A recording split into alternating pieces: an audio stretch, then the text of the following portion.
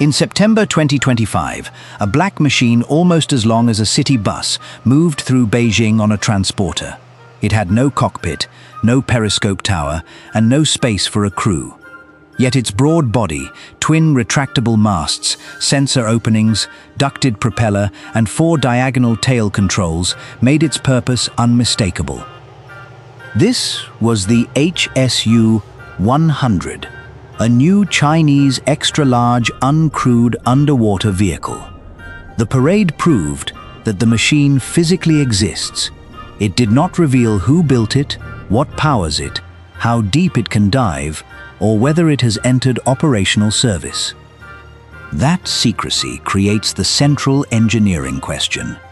How could engineers turn a nearly 20-meter sealed hull into an autonomous underwater platform that can sense, navigate, communicate, and return without anyone aboard?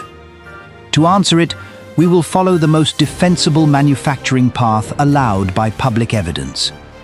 We will see why its wide body matters, how its X-shaped stern could control such a large vehicle, and why 2 small masts may be among its most important mechanisms.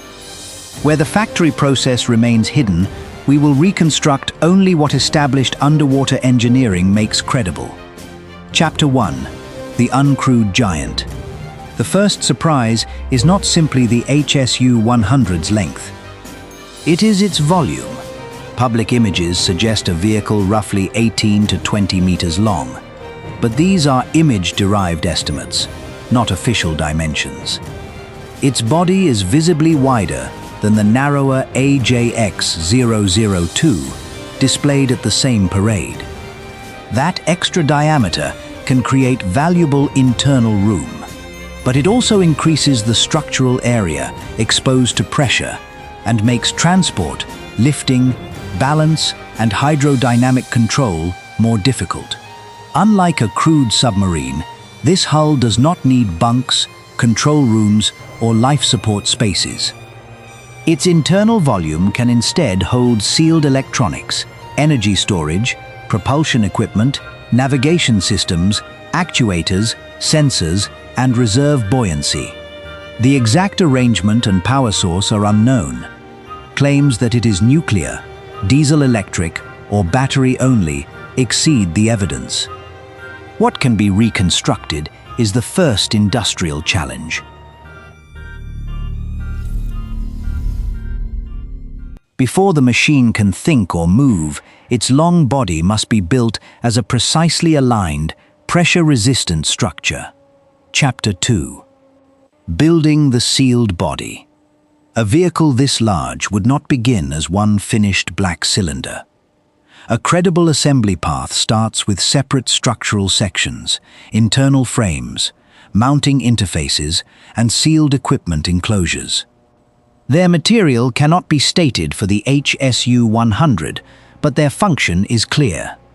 They must carry internal loads, preserve geometry, support heavy subsystems, and protect sensitive equipment as external pressure increases with depth. In a generic marine engineering hall, the sections would rest horizontally in adjustable cradles. Laser metrology could check diameter, centerline, and interface position before joining. Technicians would inspect internal mounts and route power, data, and control connections while access remains open. Small alignment errors at this stage could become much larger problems at the stern, where the propulsor and control surfaces must share one accurate axis. Closure creates another difficulty. Every cable passage, service port, and mechanical interface is a possible leak path.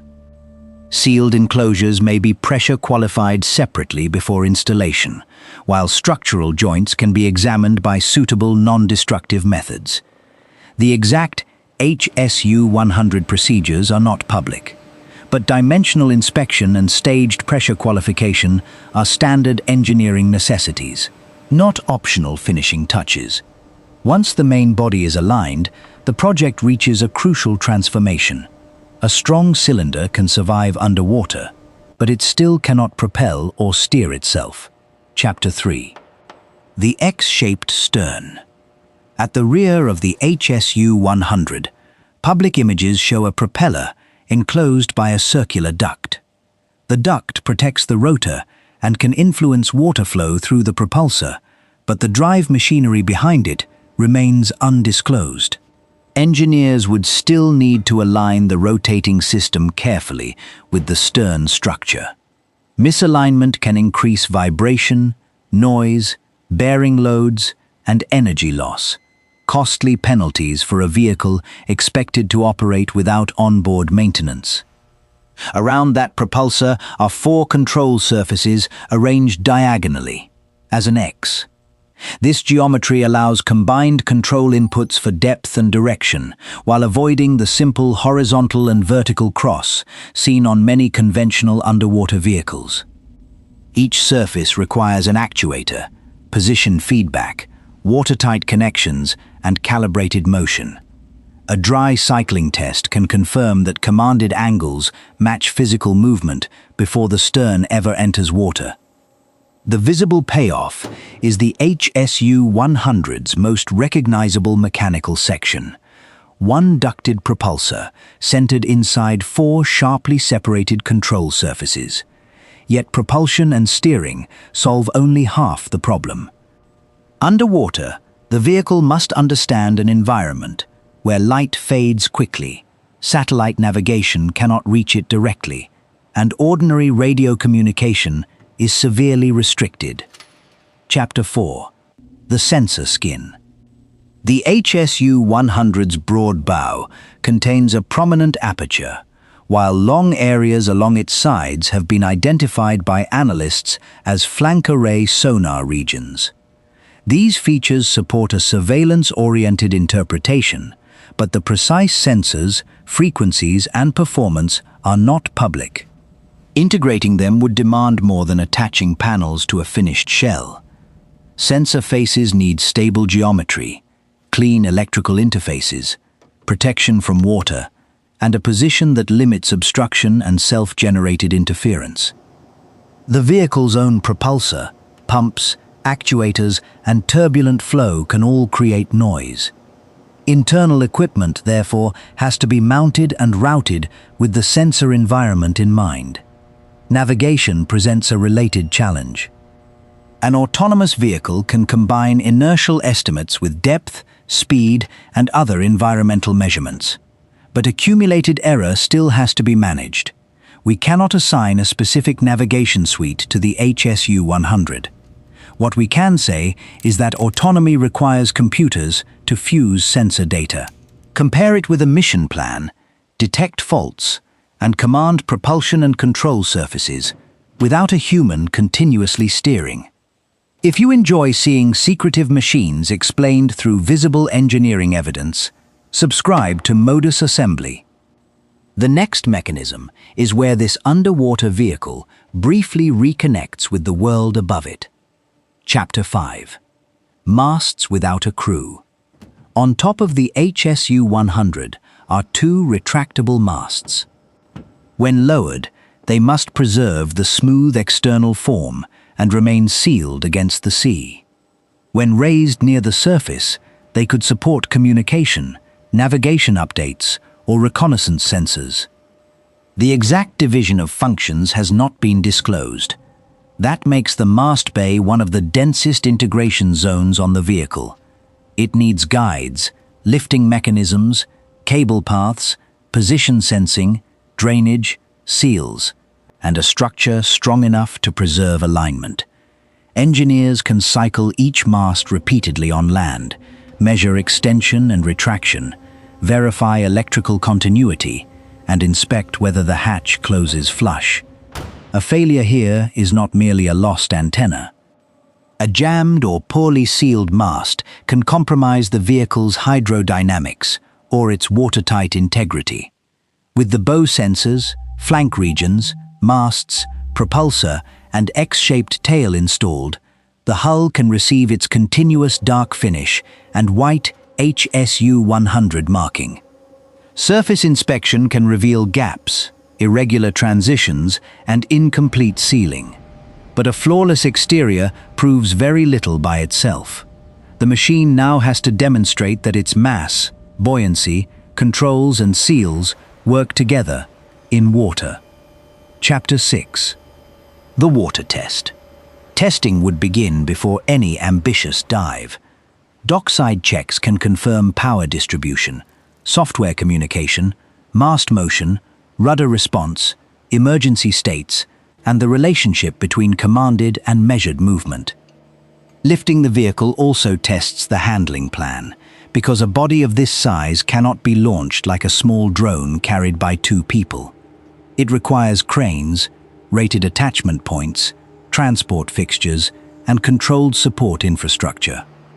In shallow water, engineers can measure trim, whether the vehicle sits level, nose heavy, stern heavy, or rolled to one side. Ballast or internal weight distribution may be adjusted until buoyancy and center of gravity produce the intended attitude.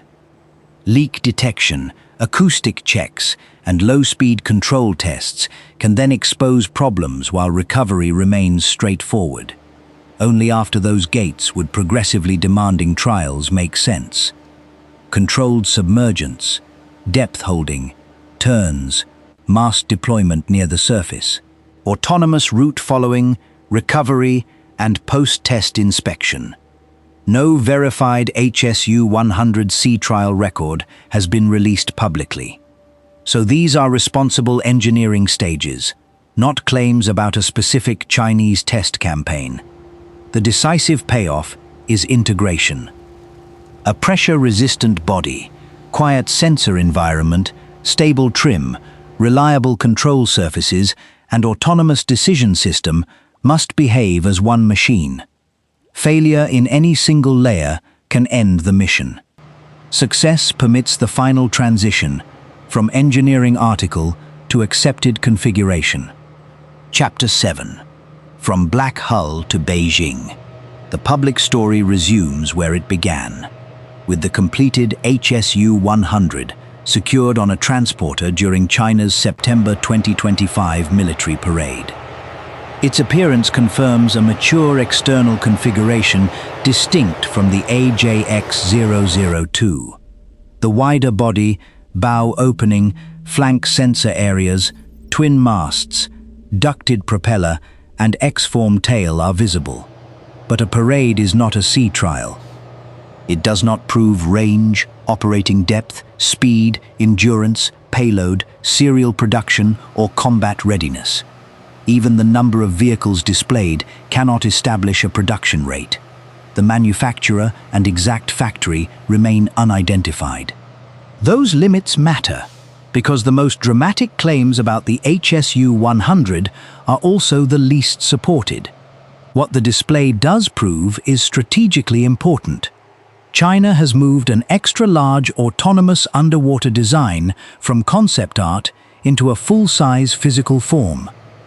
The HSU100 also appears alongside a wider investment in uncrewed undersea systems, where large internal volume, persistent sensing, and reduced risk to human crews are major attractions. A transparent foreign comparison shows the logic. Boeing's Orca is 15.5 meters long and uses modular volume, autonomous navigation, pier-side operation, and long-range propulsion. That does not tell us what is inside the HSU100, but it demonstrates why navies invest in machines of this scale. So, how could engineers transform a nearly 20-meter cylinder into an autonomous underwater platform? By treating the vehicle not as a miniature crewed submarine, but as a chain of tightly coupled engineering problems: structural alignment, sealed interfaces, propulsion accuracy, X-shaped tail control, acoustic sensing, autonomous navigation, retractable communication, balanced buoyancy, and progressive testing. The public evidence reveals the final geometry. Established engineering explains the credible path between its separate systems. The hidden details remain hidden, and that is the most accurate conclusion the evidence allows. For more evidence-based journeys inside advanced military manufacturing, subscribe to Modus Assembly.